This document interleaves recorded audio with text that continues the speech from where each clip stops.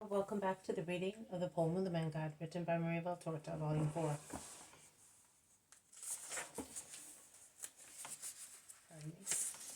Chapter 426, Part 3, Parable of the Vineyard and of Free Will. We have hearts. We have, therefore, vineyards, which are always cultivated, in which new vines are planted by an extravagant cultivator who piles up new plants. He wants to do this work, and that one. He has ideas which are not even wicked. Then he neglects them, and they become evil. They fall on the ground, they degenerate and die. How many virtues perish because they are mingled with sensuality? They are not cultivated, because, in short, free will is not supported by love. How many thieves enter to rob, to tamper with things, to extirpate, because one's conscience falls asleep instead of being vigilant, because one's will loses its strength and becomes corrupted, because one's free will is seduced, and although free, it becomes a slave to evil. But consider, God made it free, and yet free will becomes a slave to passions, to sin, to concupiscence, to evil, in a word. Pride, wrath, avarice, lust, first mixed with, then triumphant over good plants. A disaster. How much drought there is that parches plants, because people no longer pray. Whereas prayer is union with God, and therefore a dew of beneficial juices for the soul. How much frost freezes roots through lack of love for God and our neighbor. How much poorness of soil, because people refuse the manuring of mortification and humility. What an inextricable tangle of good and bad vine shoots, because one has not the courage to suffer, cutting off what is noxious. That is the state of a soul whose guardian and cultivator is an extravagant free will inclined to evil.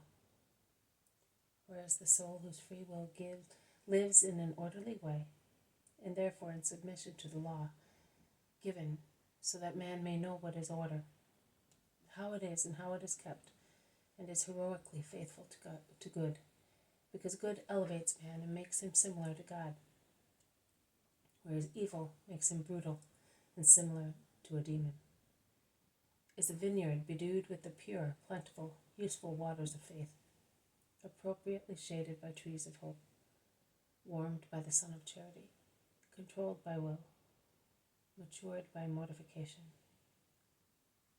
tied with obedience, pruned by strength, guided by justice, watched over by wisdom and conscience, and grace increases, assisted by so much help, holiness increases, and the vineyard becomes a wonderful garden where God descends for his delight, providing the vineyard always remains a perfect garden till the death of the creature. God has such work of a willing, good, free will brought by his angels into the great eternal garden of heaven. You certainly want that lot for yourselves, so watch that the demon, the world, and the flesh do not seduce your free will and ruin your souls. Watch that there is love in you, but not self-regard, which extinguishes love and puts the soul in the power of various sensualities and disorder. Be vigilant until the end, and storms may wet you but not hurt you. And laden with fruit, you will go to your Lord for the eternal reward. I have finished. Now meditate and rest until sunset while I retire to pray.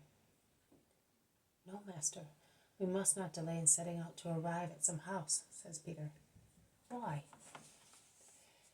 There is time until sunset, say many. I am not thinking of sunset or of the Sabbath. I am thinking that within an hour there will be a violent storm. See those tongue-shaped dark clouds which are rising slowly from the mountain ranges of Samaria, and those which are so white and are progressing rapidly from the west. A lower wind is blowing the former, an upper wind the latter. But when they are here above us, the upper wind will yield to sirocco, and the dark clouds, laden with hailstones, will come down and clash with the white ones, laden with lightning, and then you will hear some music. Come on, quick. I am a fisherman and I can read the sky. Jesus is the first to obey, and they all set off quickly towards the farmhouses in the plain. At the bridge they meet Judas, who shouts, "Oh, my master, how much I have suffered without you! Praise be the Lord, who has rewarded my perseverance in waiting for you here. How did things go at Caesarea?"